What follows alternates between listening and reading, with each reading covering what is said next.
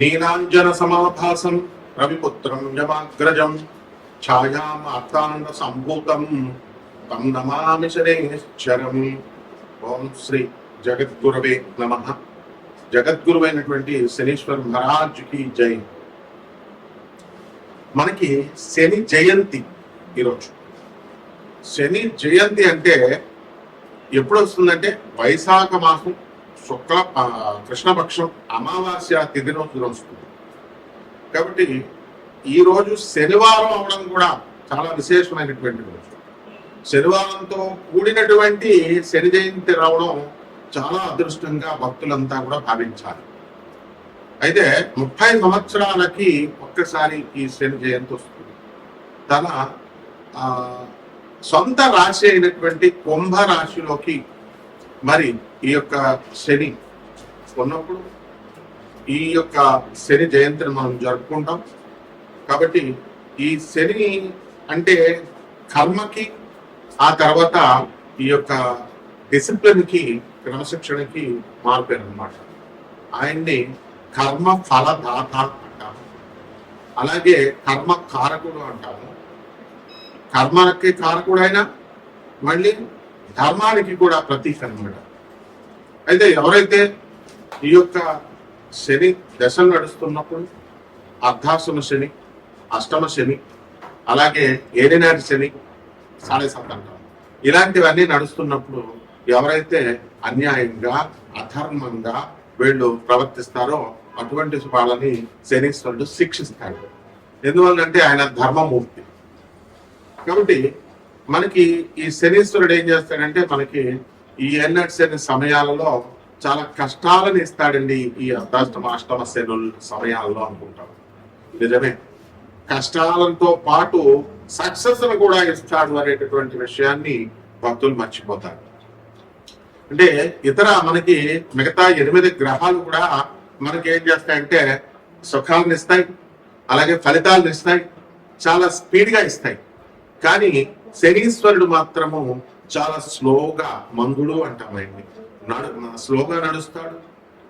ప్రతి ఒక్క గ్రహము కూడా ఒక సంవత్సరం లోపల లేకపోతే సంవత్సరంలో గిర్రమని తిరిగేసి ఒక రాశిలో ఉంటారు. తర్వాత తొందరగా ముగించుకొని వేరే రాశిలోకి వెళ్ళిపోతారు. కానీ శనీశ్వరుడు మాత్రం 2.5 సంవత్సరాల పాటు ఒక్కొక్క రాశిలో ఉంటూ వస్తాడు.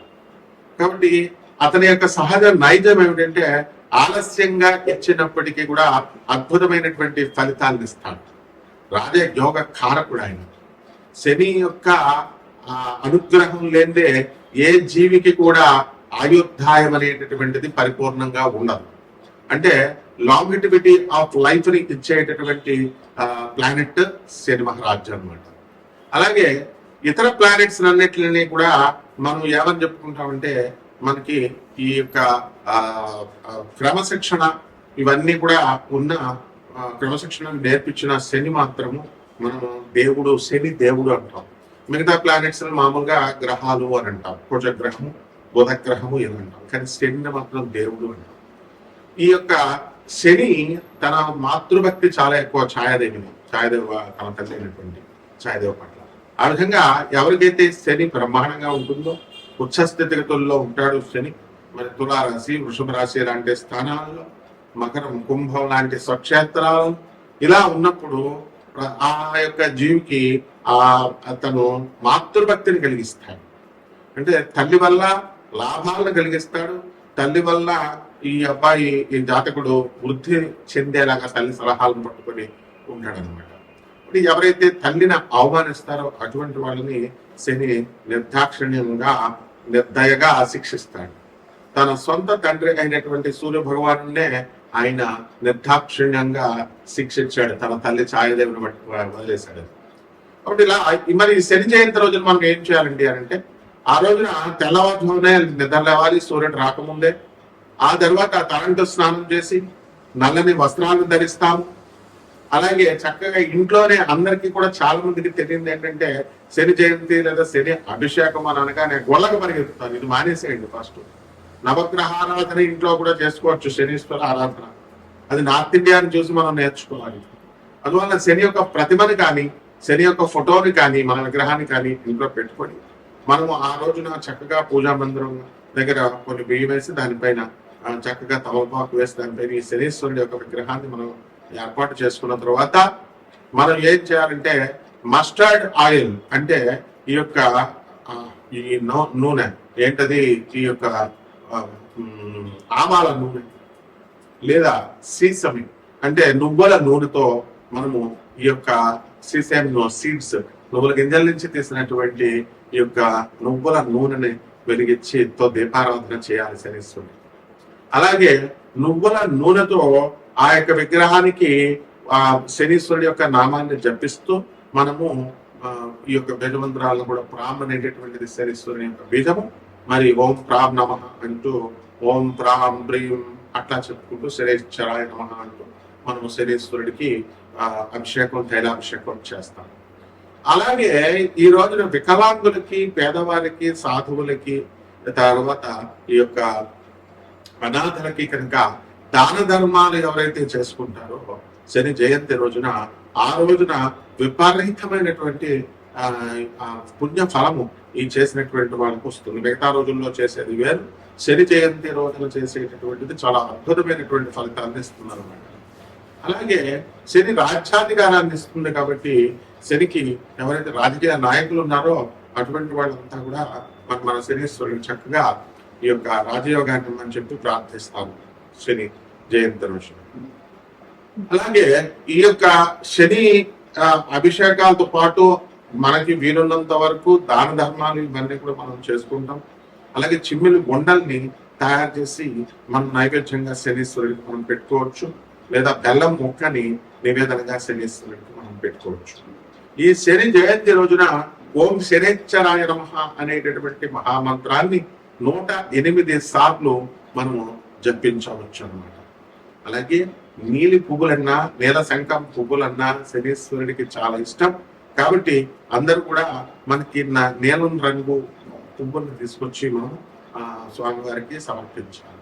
అదేవిధంగా నీలము రంగు లేదా బ్లూబెర్రీస్ ఫ్రూట్స్ ని మనం నేరేడు పళ్ళు ఇలాంటివి నీల రంగులో ఉన్నటువంటి ఫ్రూట్స్ అన్నింటినీ కూడా తీసుకొచ్చి మనము శనీశ్వరుడికి నైవేద్యంగా మనం పెట్టాలి.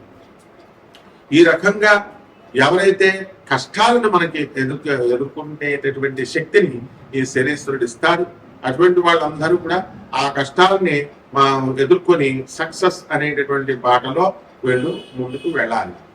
అలా కాకుండా మామూలు ప్లానెట్స్, మామూలు గ్రహాలు ఇచ్చినట్టుగా మనకి సుఖాలు సునాయాసంగా కష్టం లేకుండా వచ్చింది అనుకోండి, దాని విలువ మనకి తెలియదు.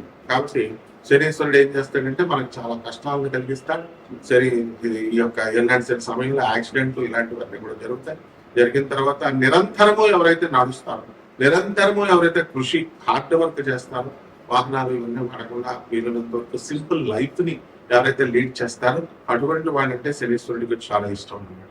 అందువలన ఎవరైతే క్రమశిక్షణ కలిగి ధర్మబద్ధతగా ఎవరైతే ఉంటారో అటువంటి వాళ్ళకి సంతానం లేనటువంటి వాళ్ళకి కూడా సంతానాన్ని కలిగిస్తారు. ఎప్పుడైతే యోగము లేకపోయినా సరే, జాతకుడికి ధనయోగం లేదనుకోండి, అటువంటి వాడిని కూడా ధన యోగాన్ని శనీశ్వరుడు కల్పిస్తాడు. అలాగే 6వ ఇంట్లో శని కనుక ఉన్నట్లయితే లాంగిటివిటీ ఆఫ్ లైఫ్ పెరుగుతుంది అని చెప్పి శాస్త్రం చెబుతుంది. అదేవిధంగా రోగాలు అనేటటువంటివి చాలా మందికి అనేక రకమైనటువంటి రోగాలు వస్తాయి. సాధారణంగా డెర్మటాలజీలో మనకి చర్మ సంబంధమైనటువంటి ఈ యొక్క డెర్మటాలజికల్ డిసార్డర్స్ అనేటటువంటివి వస్తాయి. ఆ విధంగా చర్మ వ్యాధులతో పాటు హ్యూమన్ ప్యాపిలోమా వైరస్ HPV వ్యాధులు కూడా మనకి ఈ యొక్క శని ప్రభావం వల్ల వస్తుంది. అలాగే PCOD ప్రాబ్లమ్స్, ఈ హార్మోన్స్ ఇంబ్యాలెన్స్ వల్ల వచ్చేటటువంటి ఈ వ్యాధులన్నీ కూడా క్యాన్సర్ కి దారి తీస్తాయి, ఈ HPV వైరస్ కూడా. అందువల్ల వాటిలన్నింటినీ కూడా ఈ యొక్క శనీశ్వరుడు నిరోధిస్తాడు. కాబట్టి ఒక్కొక్క రాశి వారిగా 12 రాశుల వారి అందరికీ కూడా ఎటువంటి ఫలితాలు ఇస్తారో మనం చూద్దాం.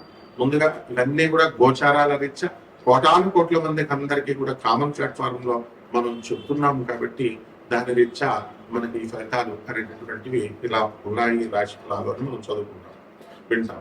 అయితే ఈ యొక్క వ్యక్తిగత జాతకం అనేటటువంటిది ఒక్కొక్కరికి ఒక్కొక్కలా ఉంటుంది. ఎవరైతే వ్యక్తిగత జాతకాలు కావాలనుకుంటున్నారో వాళ్ళందరికీ కూడా నాసా లైవ్ రిపోర్ట్స్ బట్టి అమెరికన్ టెక్నాలజీతో మేము ఈ యొక్క జాతకాలు చెప్తాం. అటువంటి వాడిని మనం సంప్రదించవచ్చు. ఒక్కొక్క రాశి వారికి కూడా ఈ శని జయంతి ముందు ఎలా ఉంటుంది, ఆ శని జయంతి తర్వాత ఈ యొక్క విశేషమైనటువంటి రెమెడీస్ చేసుకున్న తర్వాత ఒక్కొక్క రాశి వారికి ఎలా ఉంటుందో మనం చూద్దాం.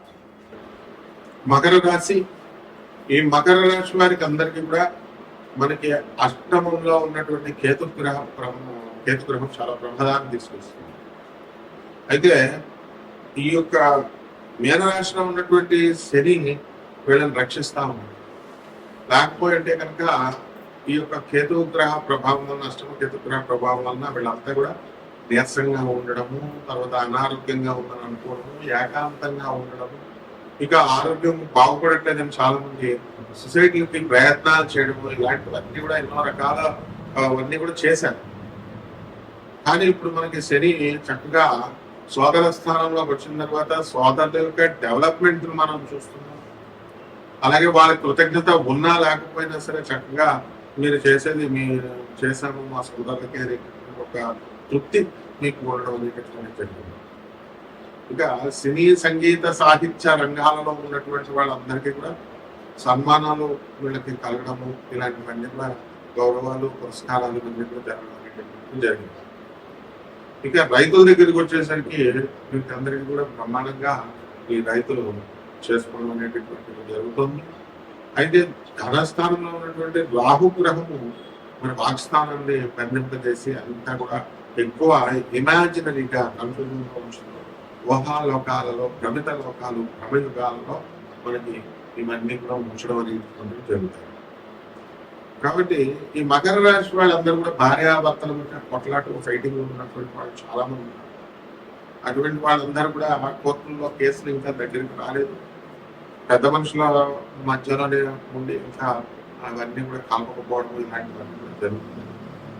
మరి అటువంటివన్నీ కూడా ఒక రకంగా పరిష్కారానికి రావడానికి అవకాశాలు అనిపిస్తున్నాయి. సినిమా రంగంలో ఉన్నటువంటి వాళ్ళందరికీ కూడా గౌరవ పురస్కారాలతో పాటు చక్కగా వీళ్ళందరూ ముందుకు వెళ్ళడం అనేటటువంటి లాభాల బాటలో నడుస్తారు. కిరాణా వ్యాపారం నుంచి కిరాణా వ్యాపారము, తర్వాత హాస్టల్ వ్యాపారము, బట్టల వ్యాపారం, ఇలాంటి వ్యాపారాలన్నీ కూడా మీకు బ్రహ్మాండంగా కలిసి రావడం అనేటటువంటి అధిక లాభాలు మీరు ఆర్జించినటువంటి వాళ్ళు అవుతారు. ఇక ప్రభుత్వ ఉద్యోగాలు ఎవరైతే చేస్తున్నారో అటువంటి వాళ్ళందరూ కూడా టీఏలు ఆర్ఎస్ అన్ని కూడా మీకు వచ్చేయడం.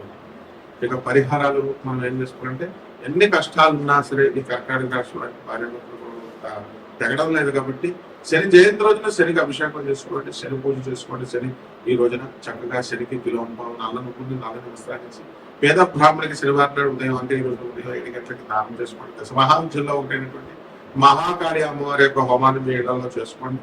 లేదా చక్కగా ఈ యొక్క అమ్మవారిని రావి చెట్టుకి నీళ్లు పోసుకుంటూ బ్రహ్మాండంగా శరీరాయన అంటూ జపించుకోవడం వల్ల మీకు బ్రహ్మాండమైనటువంటి ఫలితాత్మక లభిస్తాయి. శుభమస్తు.